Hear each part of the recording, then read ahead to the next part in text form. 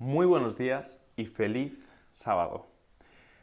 Un sábado menos para que podamos reunirnos en el templo, para que podamos vernos y no darnos abrazos porque hay que mantener las distancias y las medidas de seguridad, pero sí para que nos podamos ver, para que poco a poco volvamos más o menos a aquella normalidad tan anhelada. Antes de pasar a la reflexión de esta mañana me gustaría que oremos juntos, así que dediquémosle unos segundos a la oración. Querido Padre, te damos las gracias por este día.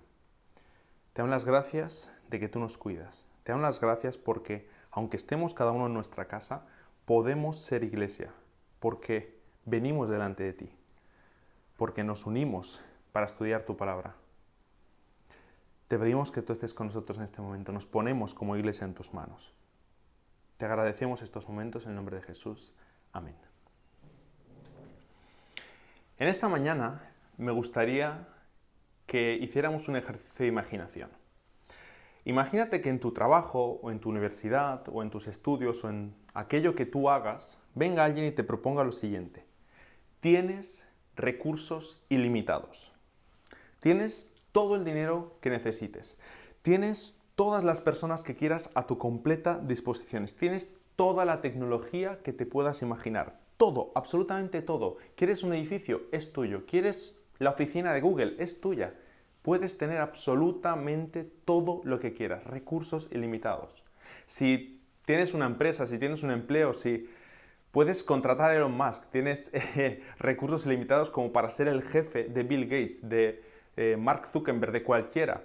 Puedes tener a los mejores asesores, a los mejores consejeros del mundo. Puedes hacer absolutamente lo que quieras. Tienes recursos ilimitados. Si eres estudiante, puedes ir a estudiar a Oxford, Stanford, Yale, Oxford, lo he dicho de nuevo, perdón, cualquier universidad. De hecho, ¿por qué ir tú a la universidad? Podrías contratar y que vengan como profesores particulares a tu casa cualquier doctor en el área que sea, cualquier persona que venga a tu casa. Tienes recursos ilimitados. La pregunta es, ¿qué harías? Si alguien te dice, oye, tienes recursos ilimitados, ¿qué harías? Puedes hacer absolutamente lo que quieras, no se te dirá que no. La idea más loca, la idea más original, la puedes llevar a cabo. ¿Qué harías? Esa es la pregunta. ¿Qué harías?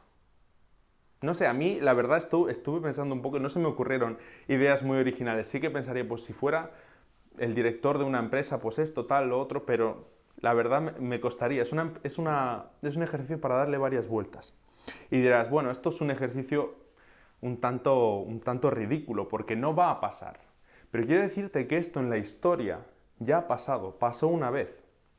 Y es que Jesús, Dios hecho hombre, vino a la tierra y tuvo exactamente esto que estamos hablando. Él tuvo la oportunidad de hacer absolutamente lo que quería. Era el Hijo de Dios. Él tenía todo el poder, él tenía todos los recursos, él tenía a su disposición absolutamente todo para hacer absolutamente lo que quisiera.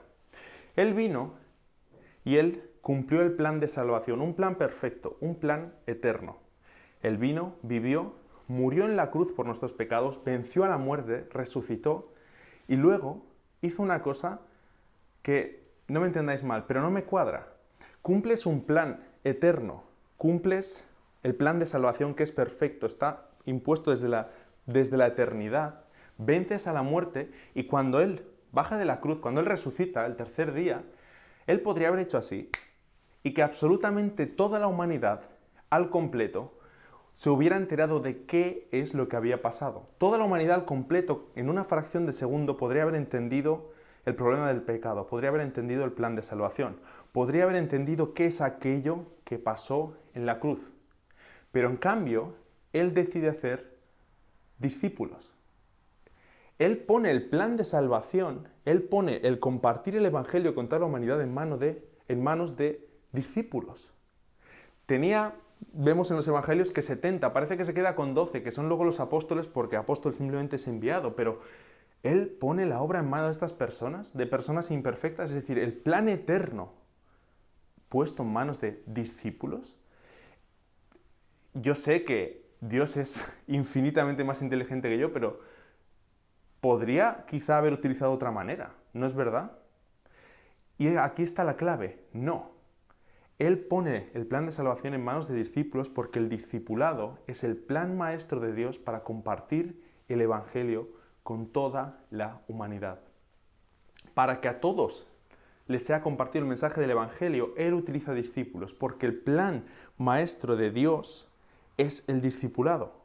El discipulado es lo que Dios tiene para su pueblo, es lo mejor que Dios tiene para su pueblo, para cada uno de nosotros.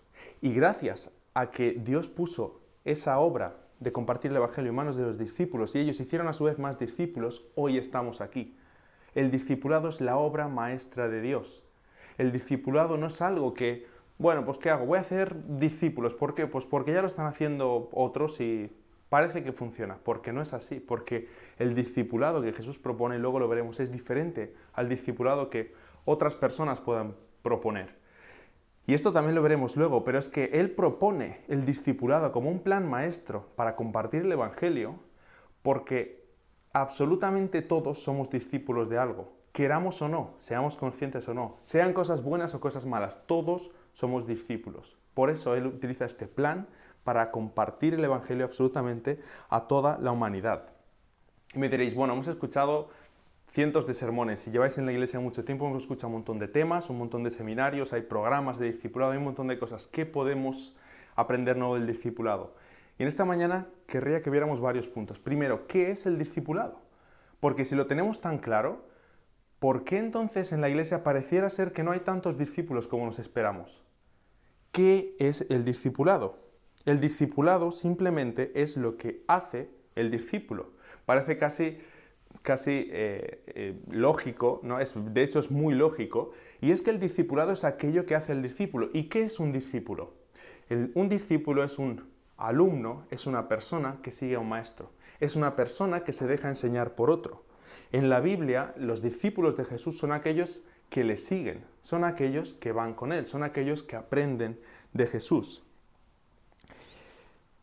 Ya sabemos más o menos qué es ser discípulo, de hecho, es bastante lógico, ¿no? Y en la Biblia, en el Nuevo Testamento aparece más de 250 veces la palabra discípulo y es bastante sencillo de comprender. Es interesante lo siguiente, y es que el discipulado se puede ver como todo cristiano común que sigue a Cristo. Me gustaría que abriéramos la Biblia y que cogiéramos la Biblia y ya que estamos en casa cómodos, por lo menos vamos a coger la Biblia de papel y abrirla, o por lo menos mínimo en el teléfono. No si estás viendo el vídeo de YouTube en el teléfono porque entonces se te apagará la aplicación. Pero me gustaría que fuéramos a Hechos 11:26. Hechos 11:26 es el primer momento en el que se le llama cristianos a los cristianos. Y es muy interesante lo siguiente. Dice que se congregaron allí durante todo un año y enseñaron a mucha gente. Y a los discípulos se les llamó cristianos por primera vez en Antioquía. Es decir, en Hechos, aquí lo que está diciendo Lucas es, todos los cristianos fueron discípulos. De hecho, a quienes se les llama cristianos por primera vez son a los discípulos. Es decir, cristiano igual discípulo, por lo menos en el contexto en el que Lucas lo está escribiendo, por lo menos en el contexto de los Hechos de los Apóstoles, porque luego veremos cómo quizá esto se ha perdido, esta igualdad. Ya no pareciera ser que pudiéramos ser cristianos, pero sin ser discípulos. Luego lo trataremos un poquito más. Me gustaría leer también un texto que es Marcos 3:14, y veamos qué es lo que hacía un discípulo. En Marcos 3:14, Jesús lo que hace aquí es llamar de los discípulos que tenía, elegir a 12 personas que serán los apóstoles. Y son los apóstoles simplemente, insisto, porque son los enviados. Y Él designa a los 12 y Marcos 3:14 dice que designó a los 12 para que estuviesen con Él y para enviarlos a predicar. Y luego les da, pues dice en el versículo 15, y tuviesen autoridad para sanar enfermedades y para expulsar demonios. Lo que está diciendo aquí es, primero, os he llamado primero para que estéis conmigo, luego para enviaros a predicar el Evangelio, que es lo que decíamos antes, y os doy autoridad para sanar y para expulsar demonios. Pero lo primero, antes de esas cosas que nosotros nos fijamos siempre en Pedro, ¿no? Predicó y se convirtieron 3.000 personas. Antes de eso, lo que Jesús quiere es que estén con Él. Y esto da para un tema completamente diferente, pero se puede ver incluso los tiempos. Cuando Jesús llama, cuánto tarda en llamar, cuántos están los que llaman, los que Jesús llaman con Él, es otro tema totalmente aparte, pero es muy interesante porque lo que más invierte Jesús es en estar con sus discípulos. Lo que Jesús quiere es que tú estés con Él. Y aquel que está con Jesús es discípulo de Jesús. Jesús quiere pasar tiempo contigo. Jesús quiere pasar tiempo con todos nosotros. Y mi pregunta, y es una pregunta para que reflexionemos, es ¿cuánto tiempo pasas al día con Jesús? Porque Él quiere estar contigo, pero ¿cuánto tiempo estás tú con Él? Él quiere estar contigo a diario, pero ¿cuántos días pasas con Jesús? Quizás solamente el sábado, un día a la semana, y quizás ni siquiera todo el sábado. Pero Él quiere estar en todo momento contigo. Esto es irme un poquito del tema, pero Emmanuel, el nombre que se le da a Jesús, ¿qué significa? Dios con nosotros. Apocalipsis 21, si lo leemos, el penúltimo capítulo de la Biblia, dice constantemente, y fíjate en los primeros 6 versículos, cuántas veces se repite la idea de Dios con nosotros, Dios con nosotros, porque la Biblia casi al completo se podría resumir en Dios con nosotros. La Biblia es la historia de Dios con su pueblo, de Dios con la humanidad. Esta idea es magnífica. Y en base a esto te pregunto, ¿cuánto tiempo pasas con Jesús al día? ¿Cuánto tiempo pasas con Dios? Y es que cuanto más tiempo pasas con algo o con alguien, y también veréis por qué digo con algo, más te identificas con esa cosa y más pasa a ser parte de tu identidad. Es decir, meteros en el teléfono, en Instagram, en donde sea, ¿a qué personas seguís? En Instagram en concreto o en las redes sociales que utilicéis, ¿eh? ¿A quiénes seguís? Se puede marcar un patrón claro de aquellos a los que tú sigues, de alguna forma tiendes a parecerte a ellos. Es decir, me podéis coger como ejemplo, meteros en mi Instagram y ver qué fotos pongo, qué reflexiones hago, qué colores utilizo en mis historias, todo eso lo podéis ver. Y luego iros a la gente que yo sigo. Y veréis que se sigue cierto patrón, porque en el fondo tú no sigues algo que no te gusta, tú sigues algo que te gusta y que te identificas con ello. Por eso más o menos inconscientemente lo copias. Esto se ve claramente si veis un partido de fútbol de niños pequeños. Ellos cuando marcan gol, alguno de ellos, la mitad de ellos hacen una cosa parecida como ¡Su! ¿Por qué? Porque siguen a Cristiano y la otra mitad hacen algo así parecido a lo que hace Messi, aunque no sabe muy bien lo que significa. Eso es ser discípulo, es imitar a tu maestro, y es que todos tenemos un maestro. Pero lo que Dios te propone, lo que Jesús quiere ser es tu maestro, pero con mayúsculas. Ser discípulo es seguir al maestro, y parece algo muy sencillo, que no es lo mismo que fácil, porque estamos hablando del maestro con mayúsculas. Jesús es el maestro con mayúsculas. Hay muchísimas cosas que nos discipulan en la vida. Hay muchísimas cosas que nos influencian en la vida. ¿Cuántas de esas cosas son positivas? Incluso esas cosas positivas, ¿te acercan más a Jesús o te alejan de Jesús? Voy a hacer un pequeñito experimento. Quizá no todos entendáis la referencia, pero os invito a que lo pongáis en el chat, a que respondáis a esta frase que voy a decir. ¿Todo bien? ¿Todo correcto? Tienes unos segundos para contestar. Y veréis que los jóvenes, los que están un poco en el mundo de YouTube, entenderán a qué me refiero. De alguna forma, si sabes contestar a eso es porque esa persona te ha discipulado en cierta forma.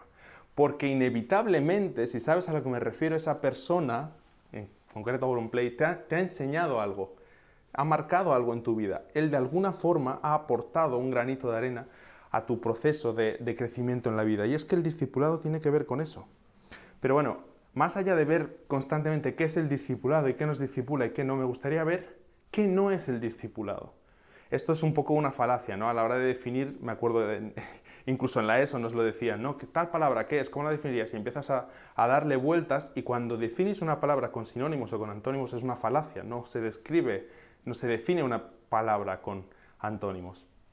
Pero me gustaría un poco hacer esta falacia porque es muy interesante ver en qué es aquello en lo que hemos convertido el discipulado, porque insisto, el discipulado es el plan maestro de Dios, y a veces quizá lo hemos malentendido un poco, y es que el discipulado no es un programa.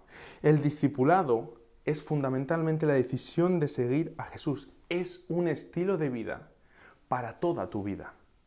El discipulado no es algo a lo que tú te suscribas, no es un plan de 10 días o de 100 días o de un año que tú cumplas y hagas un checklist de decir, vale, esto es el discipulado, genial, esto es discipulado, genial, tengo ahora que hacer esto, tengo que hacer lo otro. El discipulado tiene mucho menos que ver con eso y más con parecerte a aquel al que sigues, que en este caso debería ser Jesús.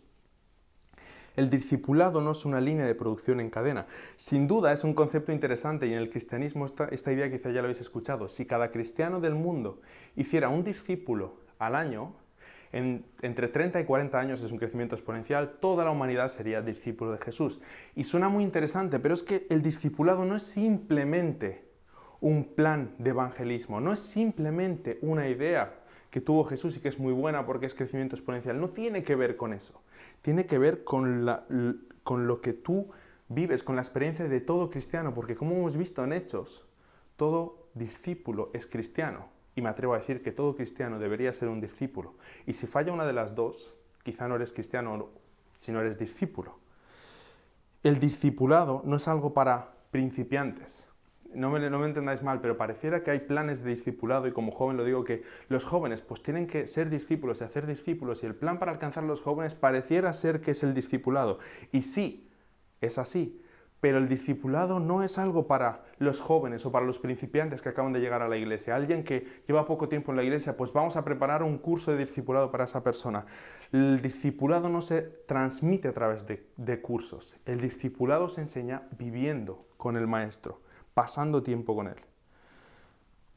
Es como si alguien se llamara futbolista y no hubiera tocado nunca un balón de fútbol. Es decir, alguien que se hace llamar a sí mismo cristiano y no es discípulo es como alguien que sabe las reglas del juego del fútbol, entiende que el Barça es el mejor equipo del mundo, entiende cómo funcionan, pero no toca un balón en su vida. Es como, no es algo para principiantes. No es que tú hayas aprendido a jugar a fútbol una vez y ya está. Si tú eres un jugador de fútbol, tú sigues practicando. Si tú eres un cristiano, sigues siendo discípulo y sigues discipulando a otros a su vez. No te puedes llamar cristiano si no eres discípulo. El discípulo no es algo solamente para los líderes. Y aquí me quiero detener un poco. Tu vida como cristiano no está en manos de un profesor de teología, de un pastor, de una iglesia, de alguien. De hecho, estos son palabras mayores y ahora vamos a leer un texto de Ellen White que así lo dice. Cuando alguien pone su confianza en una persona, por muy formada que esté, en una persona, por muy preparada que esté, eso es el plan del diablo. Es como, ¿what? Esta semana justamente leyendo El conflicto de los siglos, de hecho no lo tenía pensado meter en el tema, pero leí y digo, es que esto lo tengo que leer tal cual.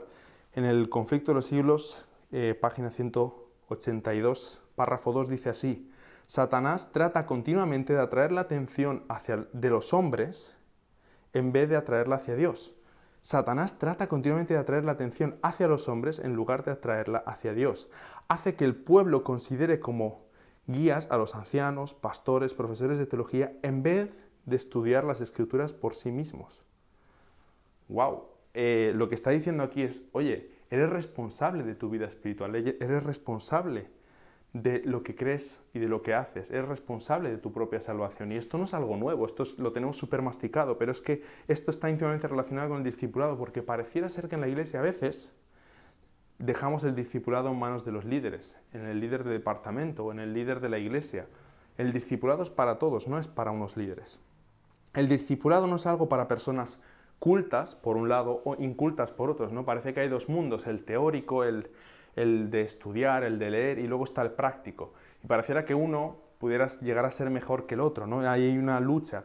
Yo cuando hacía bachillerato, ¿no? Estaba la lucha entre ciencias y letras. Unos es más difícil, otros más fácil, unos estudian más en serio, otros menos. Es decir, hay un montón de mitos y no tiene absolutamente nada que ver con eso. Y es que el discipulado no es algo para ciertas personas. Y aquí me gustaría que leyéramos la Gran Comisión, que es aquel texto al que se apela siempre cuando hablamos de discipulado, que está en Mateo 28, del 18 al 20. Mateo 28, perdón.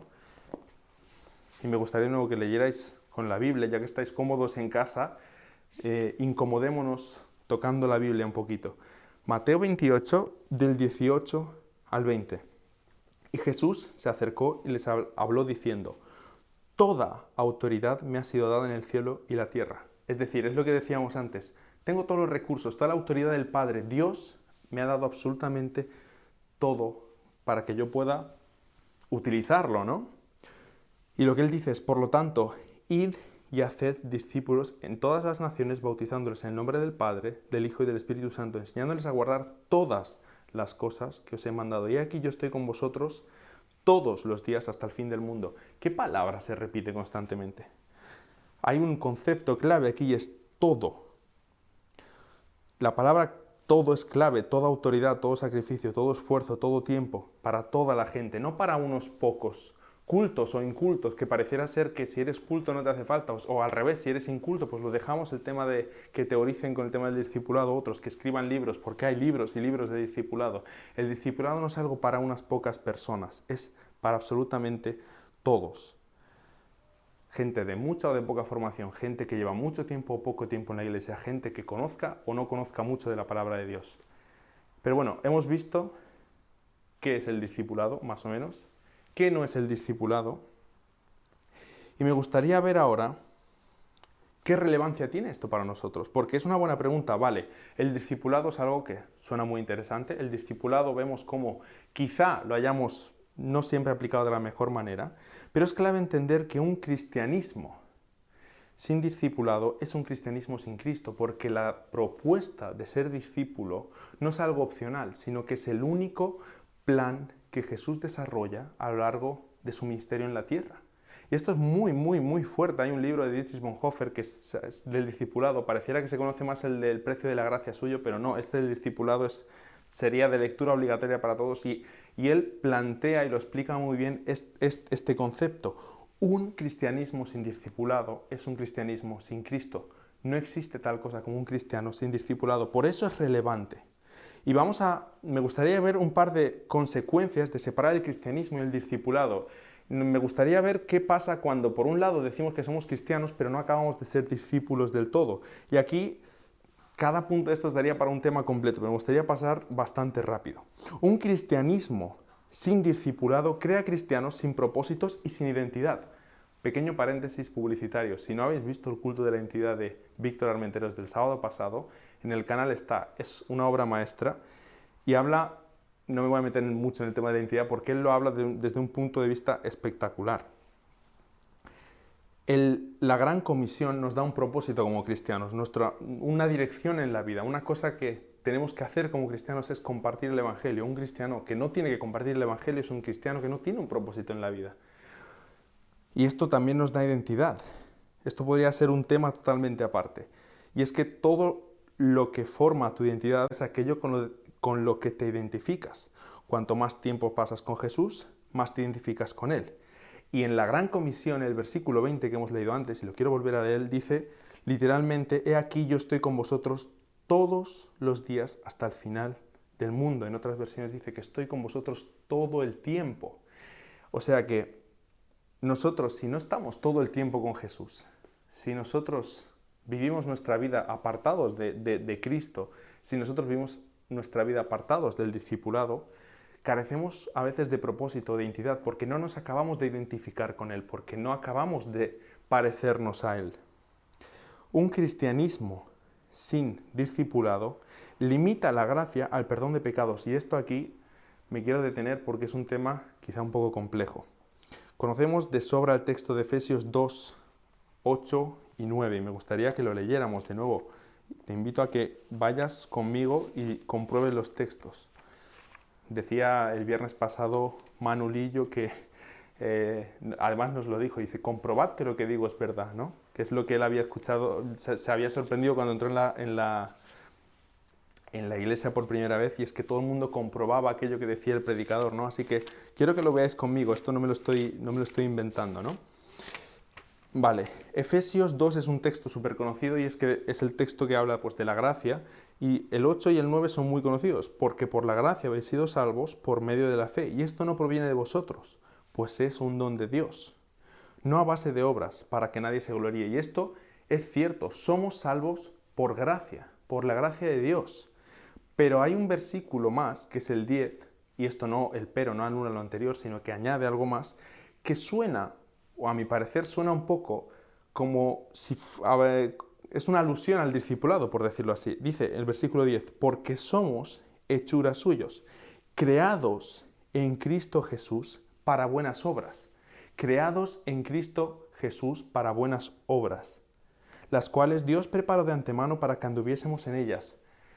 En Juan 3, Jesús hablando con Nicodemo le dice, oye, ¿cómo puedo alcanzar la vida eterna? ¿Cuál es tu secreto? Que es una conversación bastante profunda y Jesús le dice, tienes que nacer de nuevo.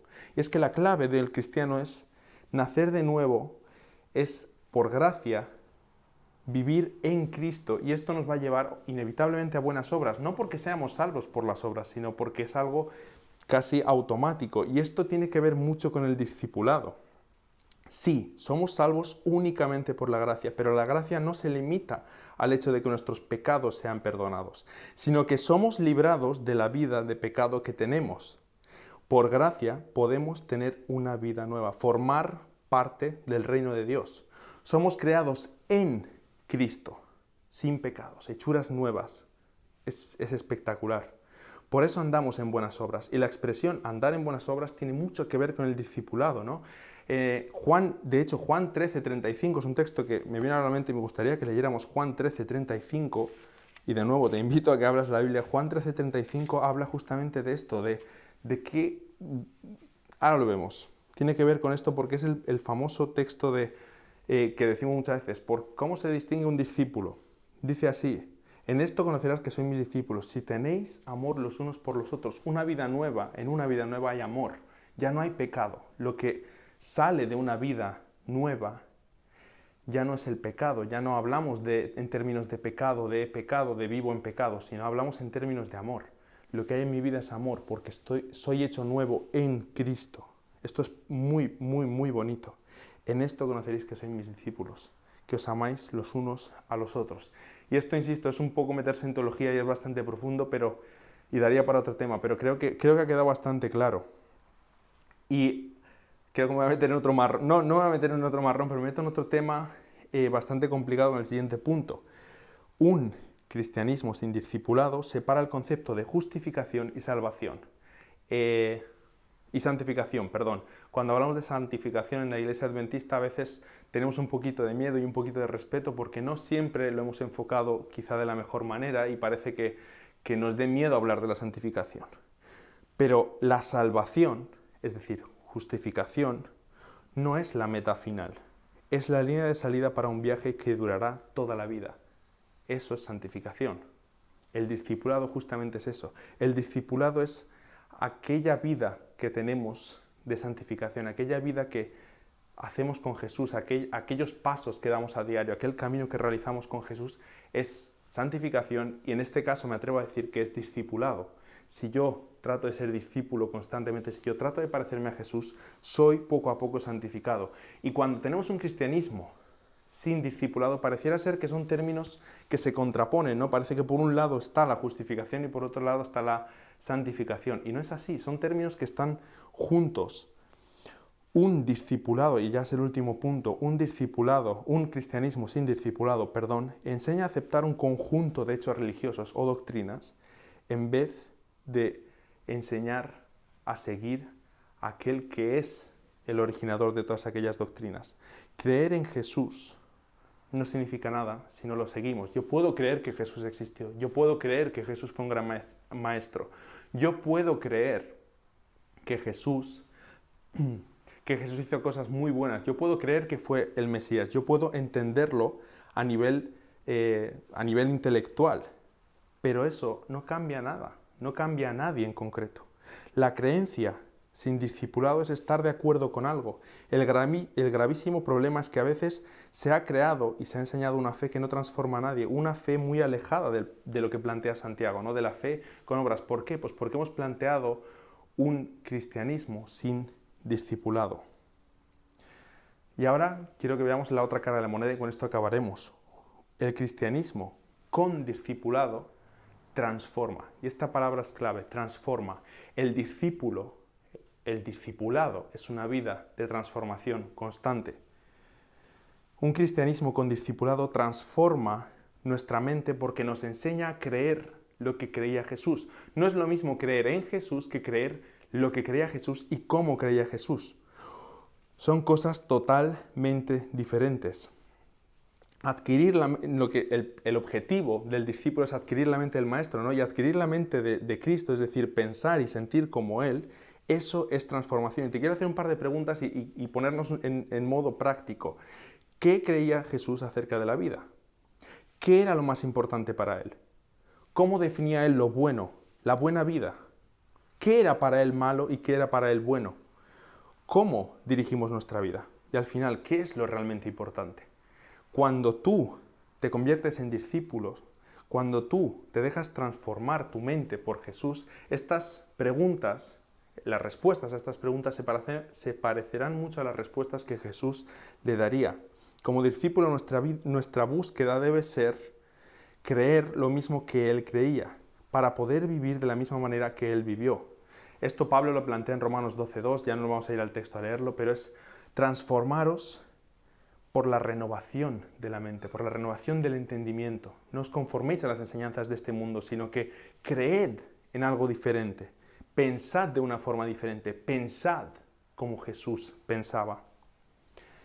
Un cristianismo con discipulado transforma. Transforma nuestro carácter porque nos enseña a vivir como Jesús vivía.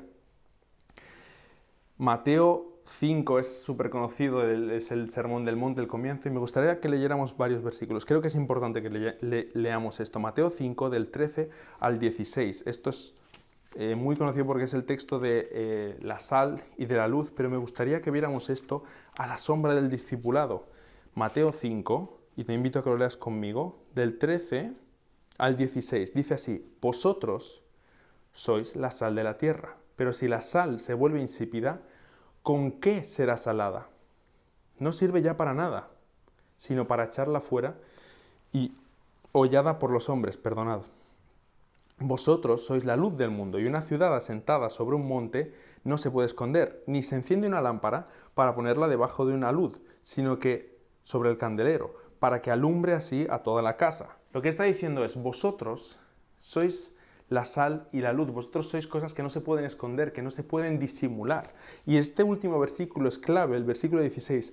Así alumbre vuestra luz delante de los hombres, de tal modo que vean vuestras buenas obras, que vean cómo sois discípulos y glorifiquen a vuestro Padre que está en los cielos. Y quizá me estaréis diciendo, estaréis pensando, estás insistiendo mucho en el tema de las obras, y es que el discípulo... Miguel Ángel Roch, si está viendo esto, pues se le agradezco esto, siempre nos decía que se aprendía moviendo la mano Mariano, ¿no? Es una expresión que él utilizaba mucho, y es que el discípulo aprende haciendo aquello que hace el maestro.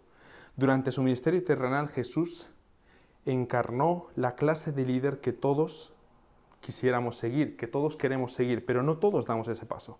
Su poder más grande no era sanar y hacer milagros, que obviamente lo era, sino la humildad y el amor que irradiaba de él. Y también, iba a decir irritaba, y también irritaba a los demás, una persona con tal poder que es tan humilde. Y aquí, en este punto me paro, porque nosotros podemos transmitir humildad, nosotros podemos irradiar amor, nosotros podemos vivir como vivía Jesús. Siguiente punto, y me estoy estancando un poco, perdón, voy a ir más rápido. Siguiente punto, un cristianismo con discipulado transforma nuestras relaciones porque nos enseña a amar como Jesús amaba. Una simple pregunta: ¿cómo sabe alguien que te ama? No, sí, ¿cómo sabe alguien que te ama? ¿Cómo sabe alguien que le amas? Mejor dicho, perdón. Piensa en tus padres, en tus hermanos, en tus hijos, en tus primos, en tus familiares, en tus seres queridos. ¿Cómo les demuestras que lo amas, que los amas? Haces una declaración oficial con un sello, con tu firma, y dices: yo, Narcis Cristian Dragomir, amo a Sayei Méndez Ibarra, y voy a hacer pues, una declaración, y eso, vale, eso se hace declarar Estado cuando te casas y todo esto, pero mi amor no depende de un papel, mi amor no depende de una declaración. El amor hacia los demás no es algo teórico, sino que se ve reflejado cuando nosotros tratamos de parecernos a Cristo y amar a los demás como Él amaba, hacer lo que Él nos dijo. Y de nuevo nos vamos a ir a Juan 13, hemos leído el 35 antes, pero me gustaría que los volviéramos a leer, el 34 y el 35. Juan 13, 34 y 35. Dice así: un mandamiento nuevo os doy. Y aquí nos podemos meter en otro tema, ¿qué significa esto, un mandamiento nuevo? Pero dice: un mandamiento nuevo os doy, que os améis los unos a los otros como yo os he amado. En esto os conocerán que sois mis discípulos, si tenéis amor los unos por los otros. Un cristianismo con discipulado muestra el amor de Dios a los demás, muestra el amor de Dios para con los demás, porque el amor de Dios está en nosotros. Un cristianismo con discipulado, siguiente punto, ya nos acercamos al final, transforma nuestros hábitos porque nos enseña la disciplina que tenía Jesús. Y yo sé que la palabra disciplina nos da un poco de miedo y es una palabra que no nos gusta, nos incomoda, pero Jesús tenía mucha disciplina. En su vida vemos como él tenía ciertos hábitos, porque la disciplina no es más ni menos que los hábitos que tengas, y vemos cómo él tenía una vida de oración, una vida de obediencia hacia la ley de Dios, una vida de oración, una vida de proclamación, una vida de testificación. Y me viene a la mente la siguiente pregunta: ¿qué hábito de tu vida te hace ser un cristiano indisciplinado? Y aquí ya me acuerdo, lo tenía que apuntar y no me acordaba a qué me refería, ya me acuerdo a qué me refiero. Yo por la mañana cuando me levanto, y esto es algo muy práctico, primero trato de abrir la Biblia y luego el teléfono, porque si me meto en el teléfono, enciendo el wifi y los datos, empiezo a recibir WhatsApps, correos y notificaciones de 20 aplicaciones diferentes. Si yo cojo el teléfono antes que cojo la Biblia por la mañana, se acabó. Es decir, ese día ya te digo que me meto a contestar a uno o a otro, porque inevitablemente les quieres contestar y se acabó. No, ya no toco la Biblia. Así que uno de los hábitos que trato de tener es, antes de coger el teléfono, coger la Biblia, siempre. Hay muchos hábitos, y hay muchas cosas que son al fin y al cabo disciplinas, son cosas prácticas, pero es que en nuestra vida nosotros tenemos un montón de cosas que pareciera ser que son buenas, que nos impiden ser discípulos. Por ejemplo, tu agenda. Tenemos una agenda tan apretada y por la mañana cuando te levantas estás pensando en qué es lo que tengo que hacer hoy, cuántas reuniones tengo, a qué hora es el Zoom, a ver si me da tiempo a desayunar o no, antes que estar pensando en voy a alimentarme espiritualmente, voy a estar un tiempo con Jesús. Un cristianismo con discipulado te hace tener hábitos saludables, te hace vivir como Él vivía, te hace tener la disciplina de Jesús. Y tratemos de implementar estos pequeños cambios. Y son cosas, he tratado de traer cosas lo más prácticas posibles, pero no sé cómo sea tu vida, no sé qué hábitos tengas, pero oye, se pueden cambiar. Siendo un discípulo puedes adquirir los hábitos que Jesús tenía. Un cristianismo con discipulado transforma nuestro servicio porque nos enseña a ministrar como Jesús ministraba. Porque el Hijo del Hombre no vino a ser servido, sino a servir y a dar su vida como rescate para los demás. Marcos 10:45. Es impresionante la actitud de servicio que tenía Jesús y siendo discípulos suyos aprendemos esto. Y lanzo un par de preguntas rápidas. ¿Qué ministerio estás desarrollando tú hoy? ¿Cómo estás sirviendo a tu iglesia hoy? ¿En qué ministerio de tu iglesia estás involucrado? ¿De qué forma estás sirviendo a los demás para rescatar a muchos? Porque es clave en el texto de Marcos 10:45, si lo quieres ir luego a buscar y a subrayar, Jesús viene no a ser servido, sino a servir, pero lo hace con un propósito, para dar su vida como rescate por muchos.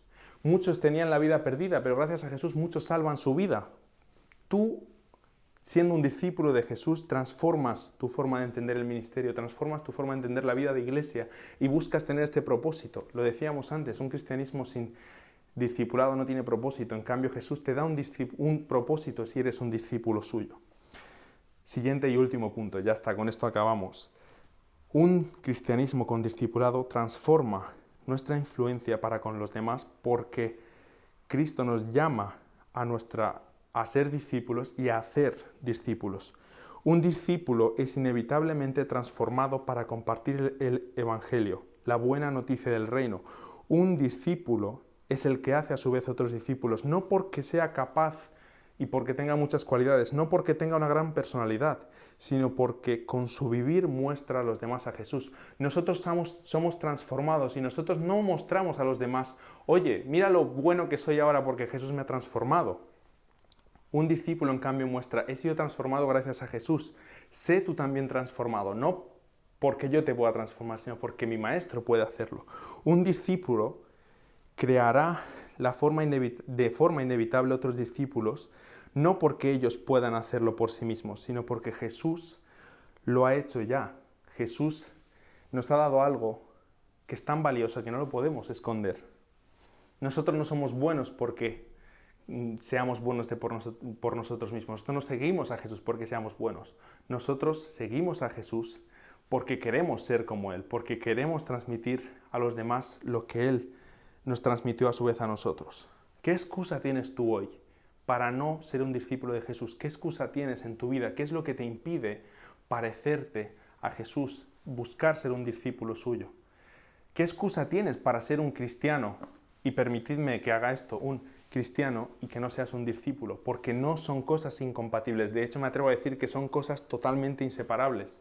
No puedes ser cristiano y no ser discípulo. No puedes ser cristiano y no seguir a Cristo. Te invito en esta mañana a que reflexiones un poco en tu vida de en qué punto de tu vida espiritual te encuentras, en qué punto de tu vida con la iglesia te encuentras. Quizá el discipulado no sea uno de los puntos principales que piensas, ¿no? Quizá no te levantes por la mañana pensando en cómo voy a seguir a Jesús hoy, qué hábito de Jesús voy a implementar en mi vida, qué cosas. No, quizá pienses en otra forma y quizá veamos la iglesia de una forma diferente, pero la iglesia está formada por discípulos de Cristo. Los cristianos son discípulos de Cristo. Y esto no lo lanzo como una crítica, pero pareciera ser que en la iglesia cada vez hay más cristianos y menos discípulos, y esto no puede ser posible. La iglesia no puede estar llena de personas que quieran ser servidas, tiene que estar llena de personas que sirvan, tiene que estar llena de discípulos. ¿Qué gran solución sería si la iglesia estuviera llena de gente que quiera servir, que quiera dar su vida por los demás, compartir a los demás este gran mensaje que es el Evangelio, este plan eterno que hablamos al principio? Te invito hoy a que seas un discípulo de Cristo. Te invito hoy a que empieces a formar parte del reino, a que seas transformado, poniéndote en las manos de Cristo, poniéndote tú como discípulo a disposición del Maestro. Quiero que acabemos con una oración. Querido Padre, te damos las gracias porque tú nos diste a Jesús como gran Maestro. Te doy las gracias porque tú nos enseñaste cómo ser discípulos. Te doy las gracias porque nos das estos momentos de reflexión, nos das estos momentos para que aprendamos en qué puntos quizá de nuestra vida no estamos siendo del todo discípulos, no estamos siendo personas que te sirven de todo corazón. Ayúdanos a cambiarlas, no porque nosotros podamos hacerlo, sino porque nos ponemos a tu disposición. Ponemos la iglesia a tu disposición, ponemos el ministerio a tu disposición, ponemos todos nuestros recursos a tu disposición para que tú hagas. Conviértenos en discípulos, que día a día podamos ser transformados y a la vez transformemos a otros. Te doy las gracias por este sábado. Te pido que nos acompañes en este día tan especial. Simplemente gracias, Señor, por lo que hiciste por nosotros. Gracias por la salvación que tú nos das. Gracias porque tú has sido tan bueno con nosotros que nosotros simplemente podemos ser discípulos tuyos como consecuencia de entender eso. Gracias, Señor. Muchísimas gracias por todo. Te pedimos que tú estés con nosotros en el día de hoy. En el nombre de Jesús. Amén.